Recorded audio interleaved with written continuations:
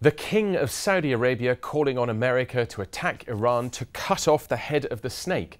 US officials being asked to spy on UN leaders, and a British royal accused of inappropriate behaviour. Headlines this morning around the world are filled with these stories and more, as details from 250,000 diplomatic cables filed to and from American embassies are published by WikiLeaks. Well, I'm joined by James Blitz, our diplomatic editor. And James, most of this seems to be embarrassing, but what are the more serious aspects to all of this? Well, when you're offered a buffet on this scale, inevitably it's up to you to choose which particular bit you want to have. I mean, the thing for me that comes out on this first day, and you have to remember this is one of a series of days when this stuff is going to appear, is what it's telling us about the state of proliferation of nuclear weapons and conventional arms in the world. I mean, you've got two quite important stories that have come out. One of them is that North Korea has been supplying Iran with rockets which are much more capable than the ones we thought they have, able to hit Moscow or even Berlin. You've got a story about how US diplomats are concerned about highly enriched uranium, weapons-grade uranium, which is inside a Pakistan reactor, which they urgently want to get out of the country in case there's a serious political problem in Pakistan, and that gets into the hands of terrorists. That's the kind of thing which is worrying. Escalation. And if we cast our minds back a week ago and we were learning about the state of the nuclear facilities in North Korea being far more sophisticated than we realised, then it really is quite worrying. Yeah, I think the year is ending on a very strong worrying note about the extent to which these illegal networks diversifying nuclear goods, conventional arms, North Korea, the links between North Korea and Iran, that is, I think, a very worrying thing. And I think that these WikiLeaks documents have underscored the concern there is about that. What about King Abdullah and his comments about Mahmoud Ahmadinejad wanting to cut off the head of the snake? A vehemence that we've never really seen before. This is very undiplomatic language. Yes, there's no question this will be very embarrassing for the Saudi government and also for governments in the Gulf, which very rarely say anything in public about anything in terms of what they're internally thinking. But we've known all along that the Saudis and the Gulf states are really worried about Iran. We've known that one of the really big risks if Iran gets a nuclear weapon is that these states will also feel that they want to get nuclear capabilities as well.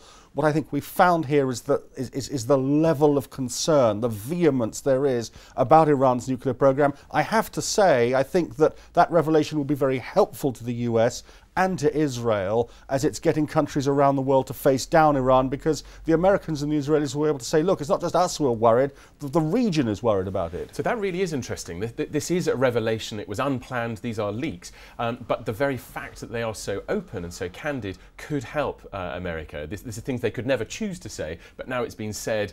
It's out there and it's useful to them. Yes, I'm not suggesting that the US, the State Department, wanted this stuff out. Of course it doesn't. It's immensely embarrassing, but it cuts both ways. Some of this stuff is embarrassing to the US, there's no question. The way in which, for example, the US diplomats have been given directives to pass on information about officials at the UN, for instance, which looks like a form of spying, that kind of thing is worrying. But this is quite helpful.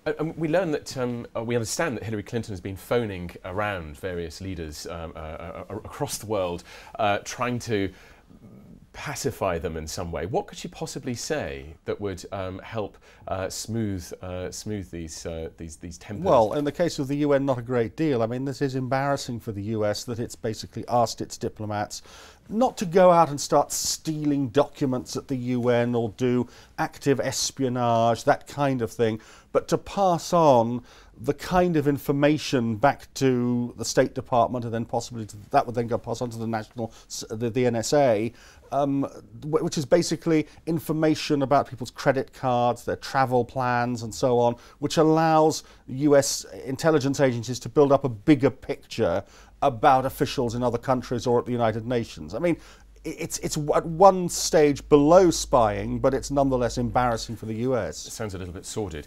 Now, at a broader level, what are we learning? Is there some insight that we can glean from stories that perhaps we already knew about, but just the take that the American diplomats are putting on developments?